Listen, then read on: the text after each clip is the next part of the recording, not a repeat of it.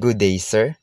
I am Warren Kilisadio from Abel 2B, and today I am going to make a video presentation about code switching in digital communication. So, let's begin. Ever sent messages like, "Kaya mo yan, you got this," or "Wait lang, I'm on the way na"? You are already doing code switching, mixing languages in digital communication. What is code switching?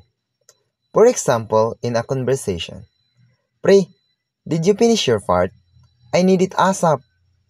Okay, pre, wait lang. Code switching happens when we switch between two or more language in a conversation. Why do people code switch online?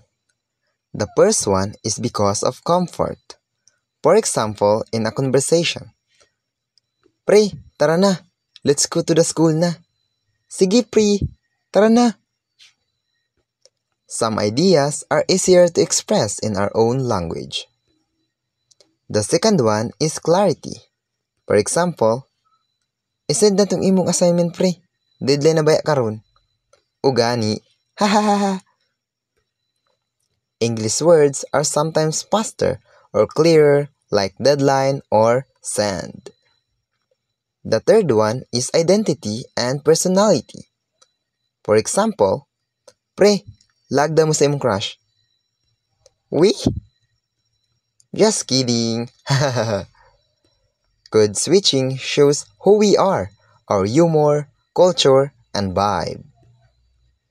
And the last one is connection. For example, in casual conversation, "Huy, tara na guys, let's go na." While informal, "Good day sir, pwede mag-ask if mag-meet ba ta karon? Thank you." We adjust our language to connect better to friends, classmates, or teachers. Effects on communication. Positive effect. Good afternoon, sir. May we ask if we will be taking our exam today? Thank you. In casual, "Uy, ano? Need ni mag help ba?" It makes messages expressive and relatable. Tone changes depending on who you talk to. Negative effect. If a message sent to someone who doesn't speak English, for example, in a conversation, "Pre, pakipasa daw atong picture nako diha sa imong CP palihog." "Wait lang, pre. I'll send you later na lang. Okay ra?" Ha? Hahaha. I mean, ipasa ra nako unya if dili nako busy. Hihi. Sige. It can confuse others if they don't understand one of the languages. Code switching isn't just mixing words. It's mixing culture, emotion, and identity. Notice how you code switch in your messages.